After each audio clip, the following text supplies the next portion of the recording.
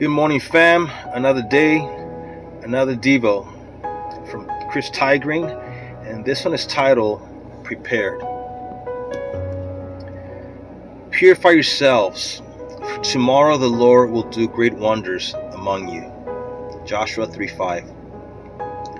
The people were about to cross the Jordan River, led by priests carrying the Ark of God. God had been in their midst before. The stories from the Exodus generation make that clear.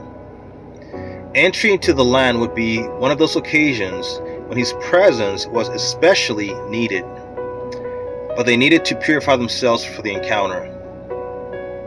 That was before the crossing, and the process would continue at the camp on the other side.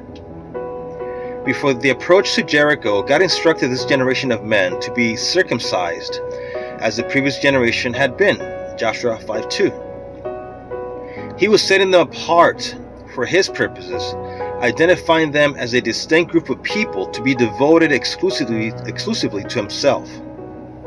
They were about to enter a season of wonders. Is purity necessary for victory? On the one hand, anything we receive from Him comes by grace through faith and not of our own doing. On the other hand, God is taking territory for His kingdom, and He wants to fill it with those who will reflect Him well and who will not squander the victory selfishly. He doesn't want His people to win territory and then turn it back over to the enemy through their own disobedience. So no, purity is not necessary to qualify for victory, but yes, purity is necessary to handle it. We are, after all, living with a God of wonders in our midst. The message of grace is a beautiful and encouraging truth, but we can never let it become an excuse not to conform to the image of our God. And we can never expect grace to win our battles without our cooperation. Grace gives us not only the position of being accepted, but also the power to be transformed.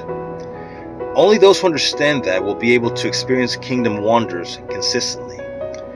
God puts in places of victory people who can handle it. And only those who are fully committed to Him, not perfect, but wholeheartedly, are ready. To wrap it up, a quote from Oswald Chambers. Are we prepared for what sanctification will do? It will cost an immense narrowing of all of our interests on earth and an immense broadening of our interest in God.